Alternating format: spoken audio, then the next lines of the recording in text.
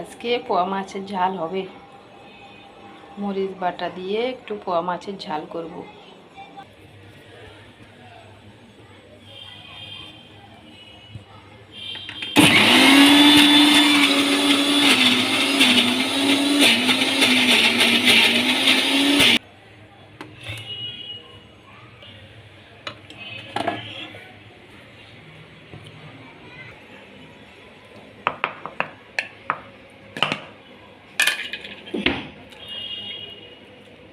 একদম লাল মরিচ ব্লেন্ডারে পিষে নিয়েছি।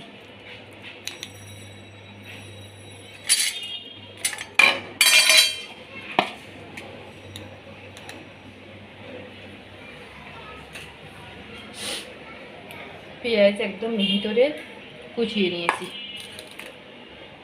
দিয়ে দিচ্ছি পেঁয়াজ।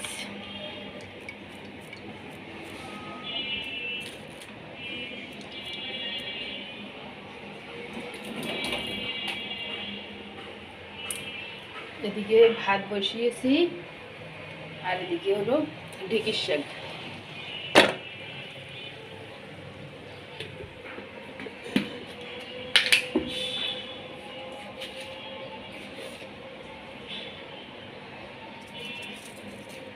দিয়ে দিলাম পরিমাণ মতো লবণ, দিয়ে দিচ্ছি বাটা মরিচ।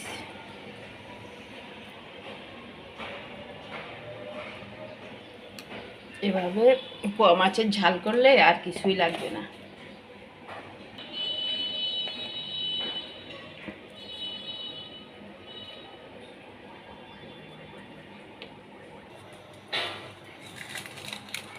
এর সাথে 2-3টা তেজপাতা ছেড়ে দিলাম, কারণ প্রত্যেকটা মাছেরই একটা গায়ের গন্ধ থাকে।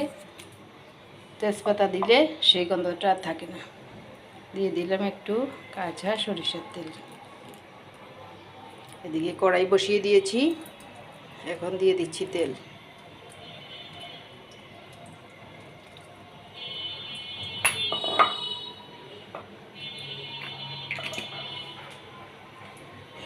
তেল গরম হতে থাকুক, আমি এগুলো মেখে নিই।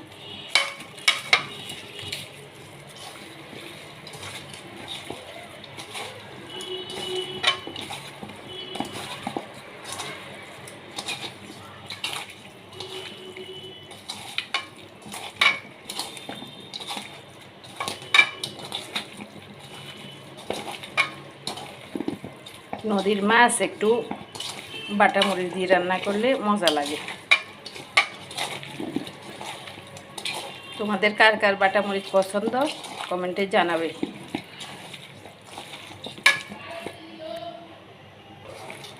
তেল গরম হয়ে গিয়েছে,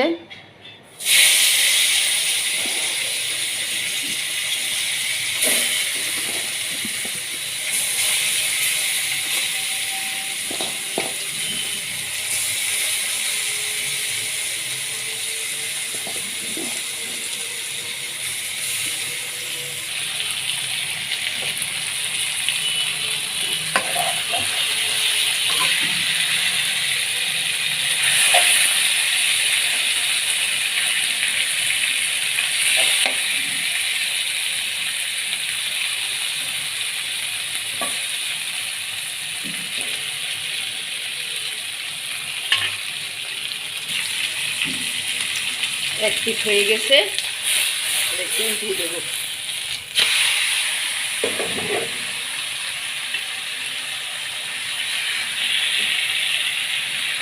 একটু লাল লাল দাগ হয়েছে, দেখো।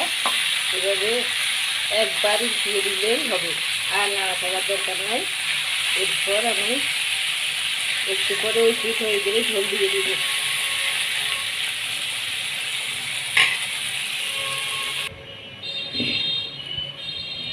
ঝোল দিয়ে দিয়েছি।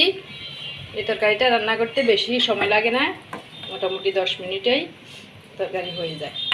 আর নাড়াচাড়া করতে হবে না, মাছগুলো সব ঠিকঠাক আছে, গোটা গোটা।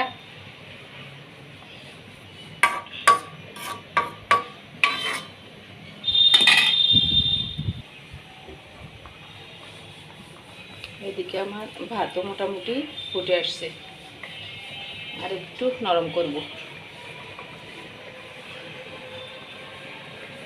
আমি যে যোগ্যতাপূর্ণ লোক।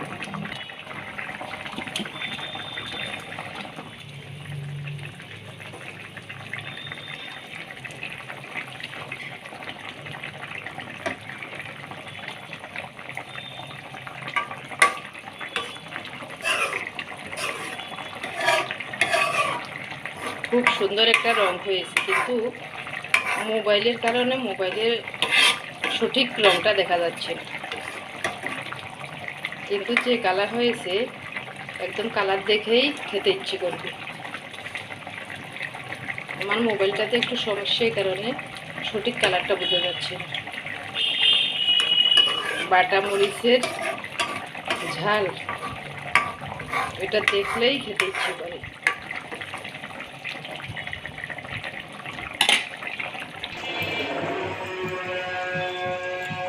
পোয়া মাছের ঝাল হয়ে গেছে, নামিয়ে নিচ্ছি।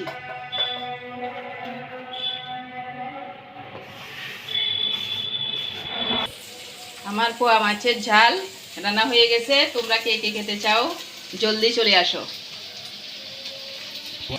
আর যারা খেতে চাও না তারা এইভাবে বাড়িতে রান্না করে খাবে, দেখবে কেমন মজা। আর কোনো তরকারিই লাগবে না, এই এক তরকারিতেই শুরু থেকে শেষ।